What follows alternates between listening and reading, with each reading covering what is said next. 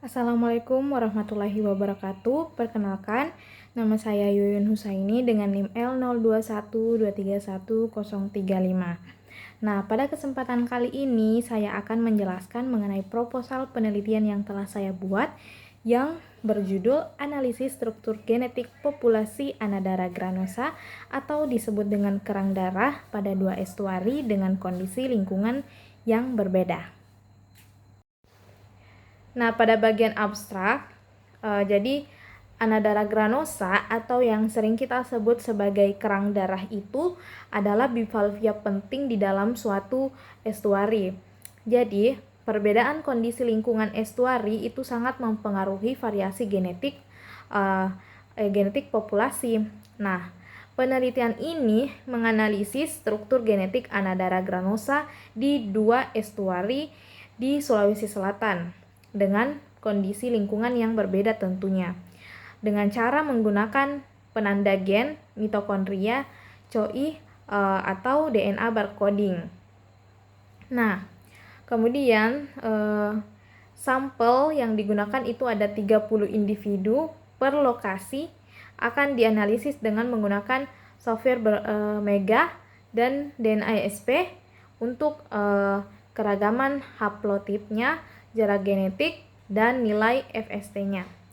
Nah, kemudian hasilnya diharapkan menunjukkan keterkaitan genetik dan pengaruh lingkungan terhadap variasi genetik, kemudian dapat berkontribusi pada pengelolaan dan konservasi sumber daya hayati perairan. Oke, masuk pada bagian latar belakang. Jadi, estuari penting bagi Anadara granosa yang bernilai ekonomi dan ekologis. Fluktuasi lingkungan di dalam estuari ini diduga mempengaruhi struktur genetik populasi Anadara granosa.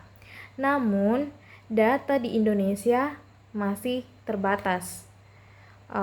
Studi sebelumnya menunjukkan habitat Anadara granosa ini dipengaruhi oleh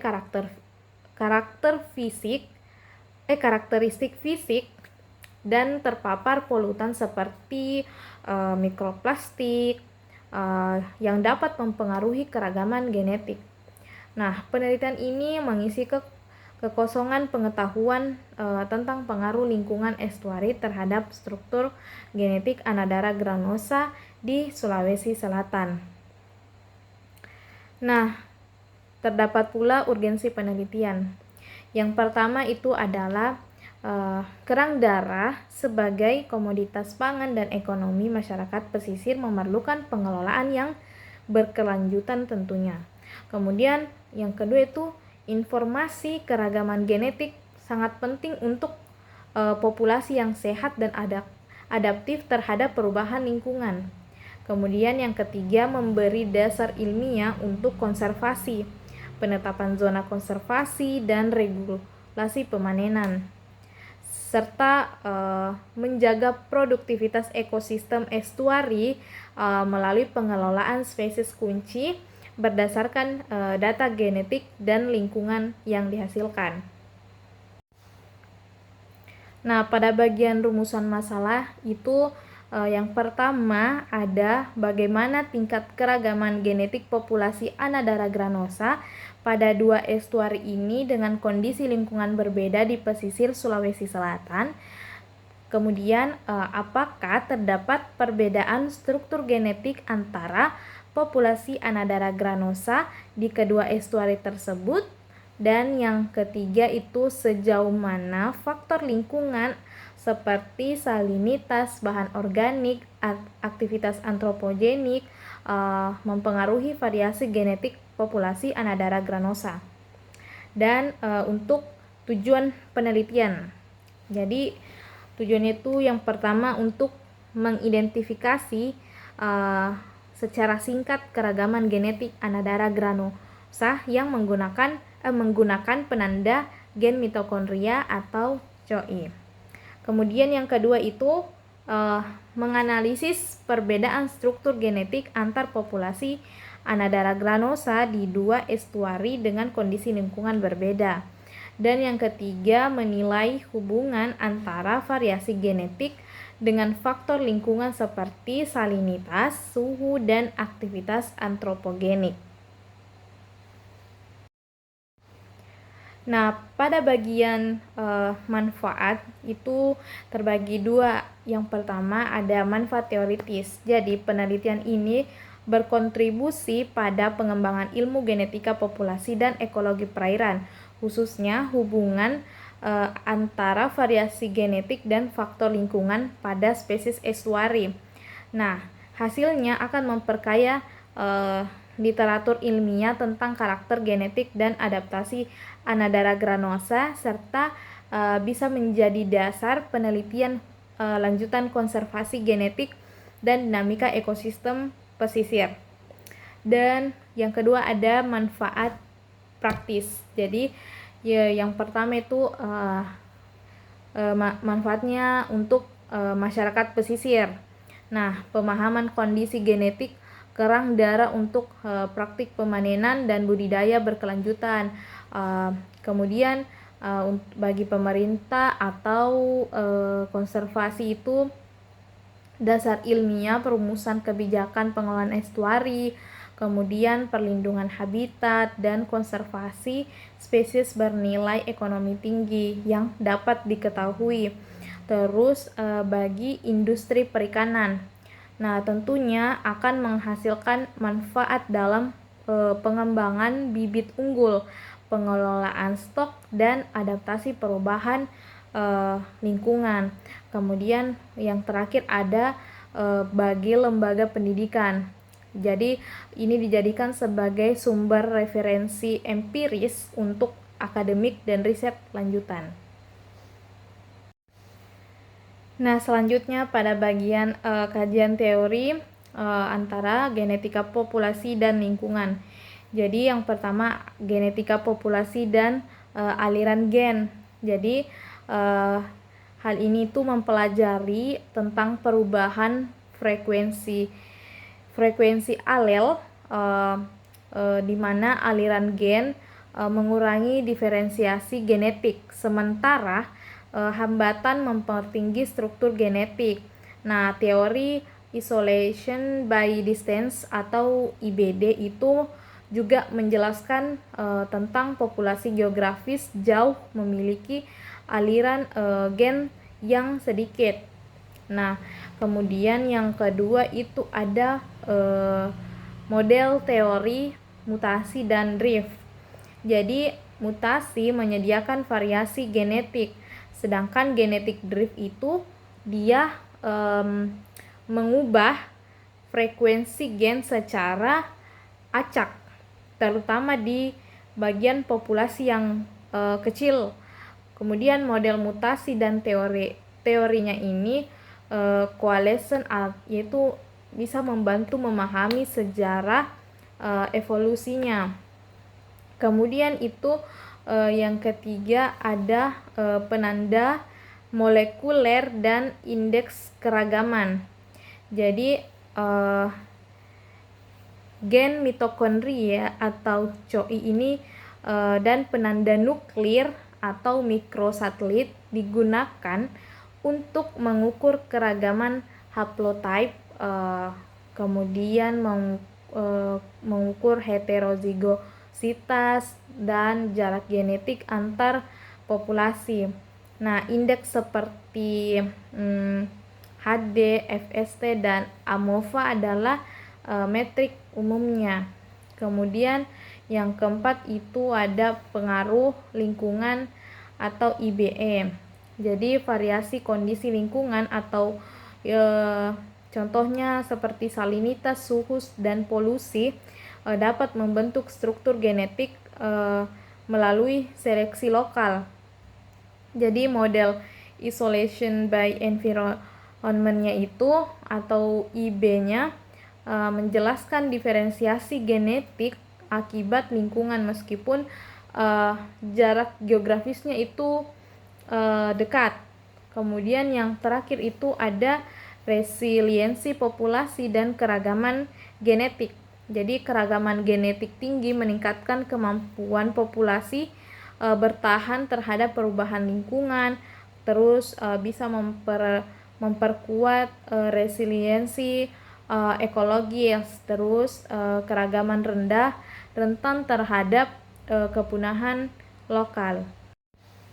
Nah, kemudian pada bagian kerangka pemikiran itu struktur genetik populasi spesies perairan adalah hasil interaksi faktor biologis, lingkungan, dan evolusi, di mana perbedaan kondisi lingkungan lingkungan estuarinya itu seperti salinitas, suhu, bahan organik, aktivitas antropogenik itu dapat menjadi penghalang aliran gen antar populasi Anadara granosa, di mana fase larva planktonik kerang darah itu memungkinkan penyebaran, namun perubahan lingkungan dapat membatasi aliran gen tersebut sehingga bisa menyebabkan diferensiasi genetik.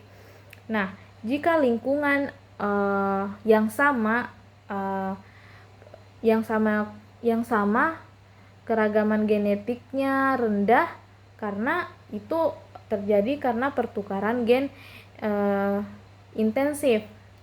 Nah, variabel utamanya itu kondisi lingkungan estuari dan struktur genetik populasi Anadara granosa atau keragaman haplotype-nya, nukleotidanya, jarak genetik, FST, AMOVA, hubungan kausal asosiatif itu berupa juga seperti perbedaan lingkungan mempengaruhi variasi genetik, dan analisis DNA COI akan mengungkap pola hubungan ini.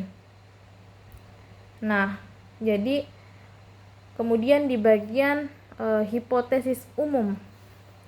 Nah, terdapat perbedaan struktur genetik populasi Anadara granosa pada dua estuari dengan kondisi lingkungan yang berbeda. Kemudian untuk hipotesis yang khusus itu, yang pertama, tingkat keragaman genetik Anadara granosa itu sangat bervariasi terhadap faktor lingkungan seperti salinitas, bahan organik, dan antropogenik. Kemudian yang kedua, populasi Anadara granosa di estuari dengan tekanan lingkungan lebih tinggi memiliki keragaman genetik yang tentunya lebih rendah. Kemudian yang terakhir itu nilai FST dan AMOVA-nya itu menunjukkan diferensiasi genetik signifikan antara kedua populasi Anadara granosa. Nah, selanjutnya pada bagian metodologi penelitian itu yang pertama ada lokasi dan waktu tentunya. Jadi lokasinya itu dilakukan di dua estuari di Sulawesi Selatan.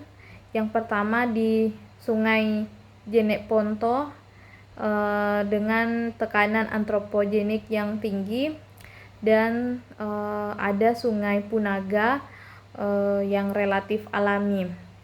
Nah, kemudian pengambilan sampelnya itu dilakukan dari bulan Februari sampai Maret 2026 dengan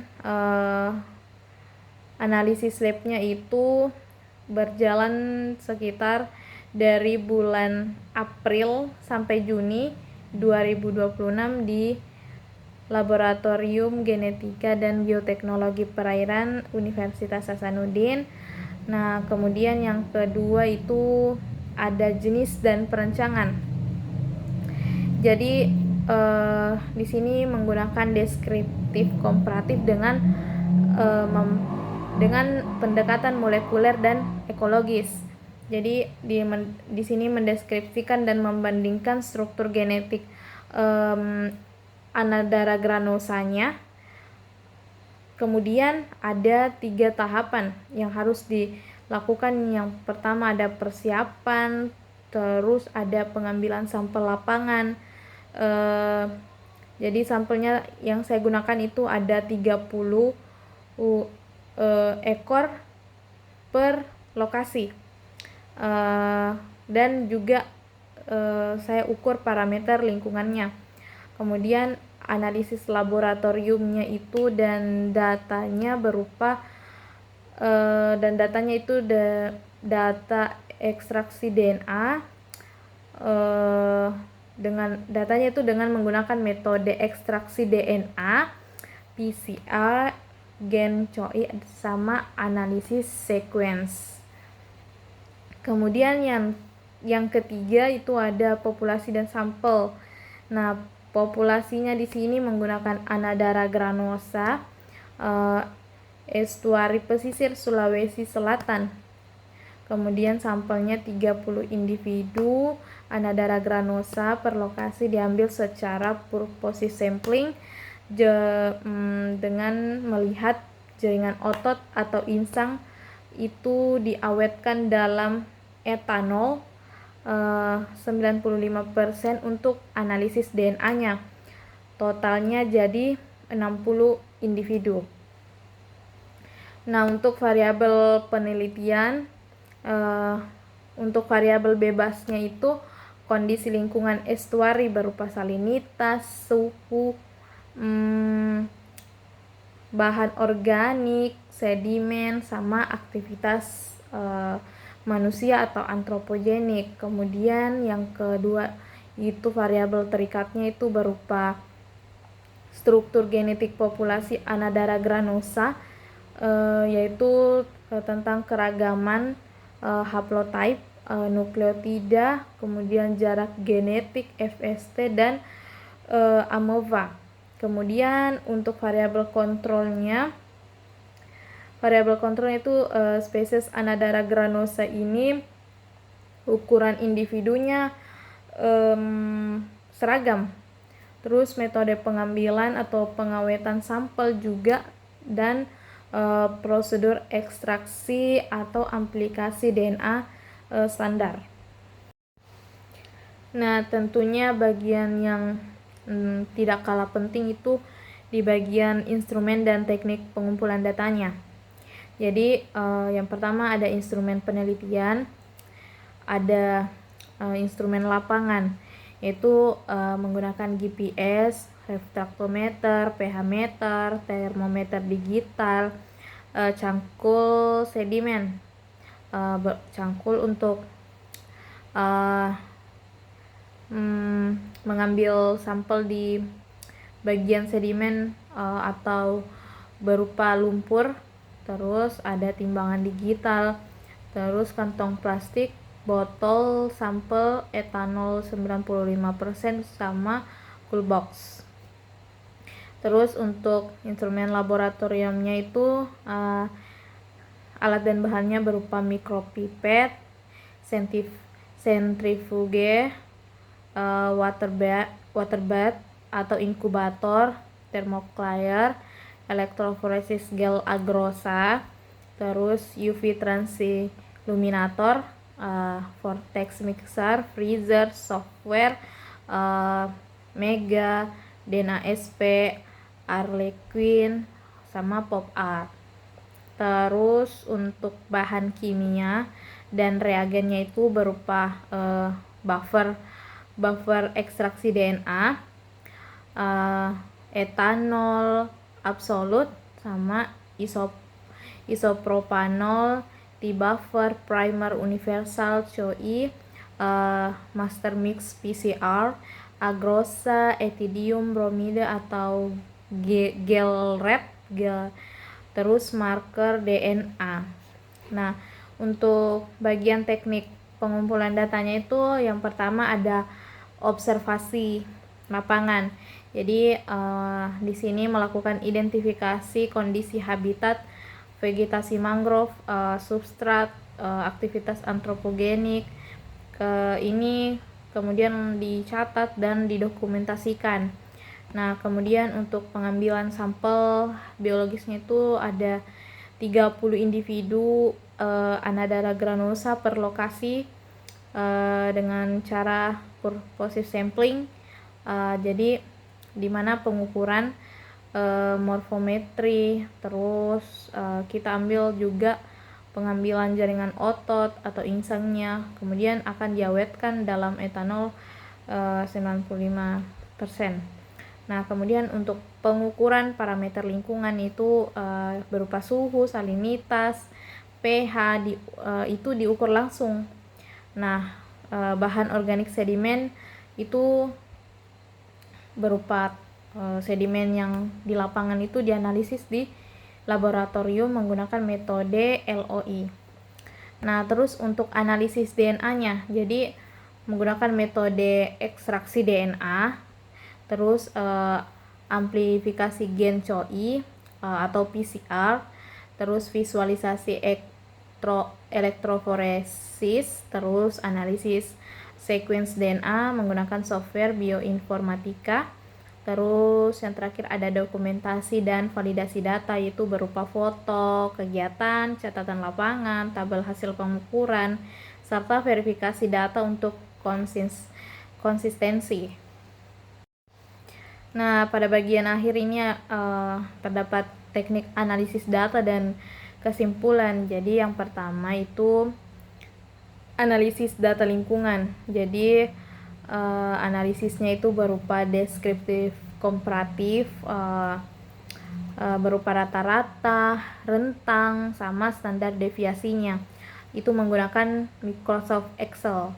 Nah, untuk membandingkan kondisi lingkungan antar estuari untuk interpretasi hasil genetiknya. Terus analisis yang kedua itu analisis data genetik. Jadi yang pertama ada penyuntingan dan penyelarasan sequence DNA-nya. Jadi menggunakan software Mega untuk kualitas data dan alignment-nya. Terus yang kedua itu identifikasi dan analisis keragaman genetik. Jadi DNASP itu untuk keragaman haplotype-nya dan nukleotidanya. Terus yang ketiga itu ada analisis jarak genetik dan struktur populasi menggunakan software Mega untuk jarak genetiknya, terus Harlequin untuk FST dan AMOVA. Terus FST-nya untuk diketahui apakah dia lebih atau lebih rendah atau kurang dari 0,05. Terus FST-nya itu apakah kurang dari 0,15. Itu dia kalau kurang dari 0,15 itu dia masuk kategori sedang. Terus kalau FST-nya itu kurang dari 0,25 berarti dia masuk kategori tinggi. Nah, terus kalau 0,25 berarti dia sangat tinggi. Terus untuk analisis jaringan haplotype-nya itu menggunakan PopArc untuk menggambarkan hubungan kekerabatan antar individu. Nah, kemudian yang ketiga itu ada interpretasi akhir. Jadi di sini tentunya ingin membandingkan hasil analisis genetik dengan data lingkungan untuk menilai bagaimana pengaruh kondisi estuari yang berbeda terhadap variasi genetik Anadara granosa. Kesimpulan berdasarkan nilai keragaman genetik, jarak genetik, dan struktur populasinya. Baik, itu saja yang mungkin bisa saya jelaskan mengenai proposal atau tugas proposal yang saya buat. Semoga bisa menjadi bahan evaluasi ke depannya, terus menjadi bahan referensi. Apabila ada kesalahan, saya mohon maaf. Apabila juga ada kekeliruan terhadap penggunaan kalimat yang saya gunakan, dan mungkin saya Yuyun Husaini dengan ini pamit undur diri. Assalamualaikum warahmatullahi wabarakatuh.